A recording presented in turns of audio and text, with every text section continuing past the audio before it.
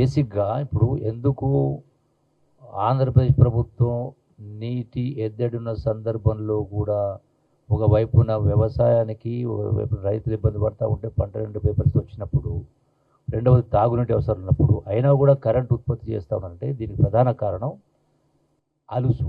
గత ప్రభుత్వము 10 సంవత్సరాల పాటు రాష్ట్ర విభజన చట్టంలో ఎక్కడ కూడా మీకు 299 వాళ్లకు 512 అని ఎక్కడ చెప్పలే. టోటల్గా ఎన్ బ్లాక్ అలాట్మెంట్ ఆంధ్రప్రదేశ్ తెలంగాణ కలిపి 811 టీఎంసీలు స్పష్టంగా రాష్ట్ర విభజన చట్టం స్పష్టంగా ఉంది అన్నప్పుడు అంతర్జాతీయ న్యాయ సూత్రాల ప్రకారం బేసిక్గా నదీ పరివాహక ప్రాంతం ఎక్కడ ఎంత ఉంటే ఆ ప్రపోర్షన్లో ఆ నిష్పత్తులు నీళ్ళు వస్తాయి ఇవాళ.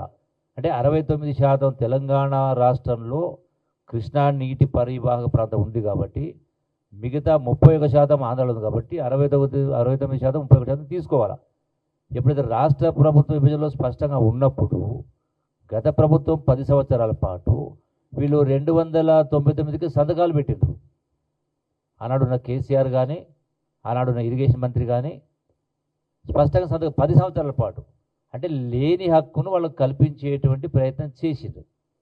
అంటే ఎందుకు సరెండర్ అయ్యారు అంటే వాళ్లకు ఆ చిత్తశుద్ధి లేక, మనకి ఎప్పుడైతే రైట్ వాళ్ళకు రాష్ట్రం ఏర్పడక ముందు వేరు, రాష్ట్రం ఏర్పడిన తర్వాత అంత స్పష్టంగా కేంద్ర ప్రభుత్వం పార్లమెంట్లో బిల్లు పాస్ అయిన తర్వాత ఎన్ బ్లాక్గా మొత్తాన్ని కలిపి 2 రాష్ట్రాలకు కలిపి 811 టీమ్స్ని ఇచ్చినప్పుడు మేము 299 తీసుకుంటూ వీళ్ళు సంతకాలు ఎందుకు పెట్టిండ్రు 10 సంవత్సరాల పాటు? అంటే అదే అలసైనాయి. అందుకనే ఇప్పుడు నీళ్ళు అవసరం ఉన్నా కూడా వాళ్ళ అవసరాల కోసం కరెంటు జనరేట్ ఒకవైపున రైతుల పంట పొలాలు ఎండబెడుతూ తాగునీటి అవసరాలు చూసుకోకుండా ఇష్టారాజ్యంగా చేస్తూ ఉన్నప్పుడు మేము ఈ యొక్క నిర్ణయం తీసుకోవాల్సి వచ్చింది అంతిమంగా. సో కాబట్టి సరే సంతోషం, ఈ ధర్నా చేస్తారు రైతులందరూ, ఆ డ్యామ్ కార్డ్ బ్రిడ్జ్ కార్డుకు వస్తారు, ఇబ్బందులు పెడతారని చెప్పినటువంటి ఉద్దేశంతో ఆ వార్త చేసినప్పుడు బడ్జెట్ జరిగింది. భవిష్యత్తులో ఇటువంటి వాటి మీరు ఒడిగట్టవద్దు. ఎందుకంటే ఇప్పుడు బాధ్యత ఉన్నటువంటి వాళ్ళు ఏ రాష్ట్రంలో సంతోషం ఉండదు, బట్ దానికి చట్టాలు ఉన్నాయి, లెక్కలు ఉన్నాయి, పద్ధతులు ఉన్నాయి. సో దాన్ని దొంగతనంగా తీసుకోవాలని కర్మేం పట్టింది మీకు? రైట్ రాయాలుగా చట్ట ప్రకారం తీసుకోవాలి. కానీ ఇది నథింగ్ బట్ థెఫ్టే కదా. ఇంత స్పష్టంగా కోర్టు ఆర్డర్స్ ఉన్నవి, ఇంత స్పష్టంగా జీవోలు ఉన్నవి, ఇంత స్పష్టంగా ఇప్పుడు అప్పర్ ఏరియాస్ రైట్స్ కాదని మీరు కిందికి ఎట్లా కరెంటు, అది కూడా కరెంటు ఉత్పత్తి కోసం, ఇది కరెక్ట్ కాదు. కాబట్టి అందుకనే ఫ్యూచర్లో భవిష్యత్తులో 100% కృష్ణా నదీ జలాలపైన కేసీఆర్ హరీష్ రావు 299 సంతకాలు చేసి చెల్లుబాటు కాదు. ఈ ప్రభుత్వం కాంగ్రెస్ ప్రభుత్వం రేవంత్ రెడ్డి ఆధ్వర్యాన, అట్లాగే ఇరిగేషన్ మంత్రి గారు ఉన్నారు, డిప్యూటీ సీఎం గారు. సో మా హక్కులను కాపాడుకోవడానికి మేము ఖచ్చితంగా ముందుంటాం. అందులో పాలమూరు జిల్లా మొదటి జిల్లా కాబట్టి ముందుంటాం, హక్కులు కాపాడుకునే కార్యక్రమం చేస్తాం. ఇటువంటి వాటికి భవిష్యత్తులో ఒడిగట్టొద్దని మేము స్పష్టంగా రైతుల పక్షాన, ప్రజల పక్షాన హెచ్చరిస్తూ ఉన్నాం.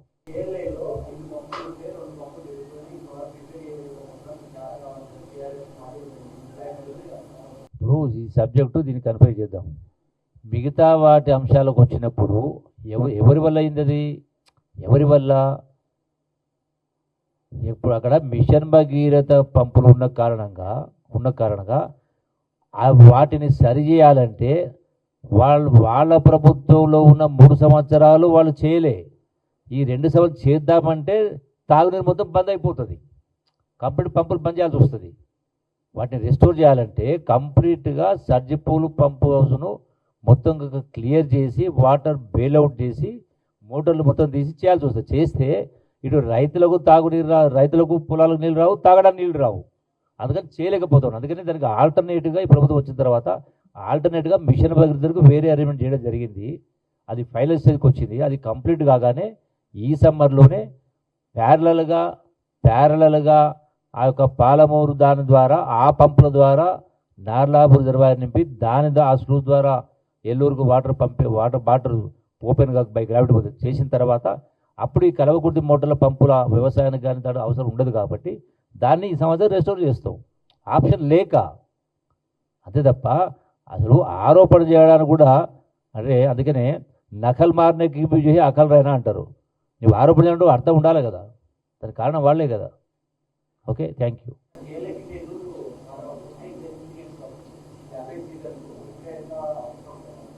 సో ఇప్పుడు యాజ్ ఇట్ ఈజ్గా 30 TMC ఉంది వాటర్, దానిలో డెడ్ స్టోరేజ్ పోతుంది. సో నెట్గా లైవ్లో ఉండేది హార్డ్లీ 10 TMC, దానిలో 7 TMC దగ్గర దగ్గర డ్రింకింగ్ వాటర్కే పోతుంది. ఇంకా వాటర్ ఎక్కడ ఉంది? సో కనీసం ఈ పంటలు ఎండిపోకుండా ఈ 10-15 రోజులైనా 1-2 తడులు ఇస్తే ఆ ఉన్నటువంటి లక్షలాది ఎకరాలు కాపాడు కాక చేస్తాం. కరెంట్ అంటే కొనుక్కోవచ్చు, ఇతర రాష్ట్రాల నుంచి పవర్ లైన్స్ ఉన్నాయి, ఏ రాష్ట్రంకి వెళ్ళి కొనుగోలు చేసుకోవచ్చు. నీళ్ళు కొనుక్కోలేవు కదా. Thank you.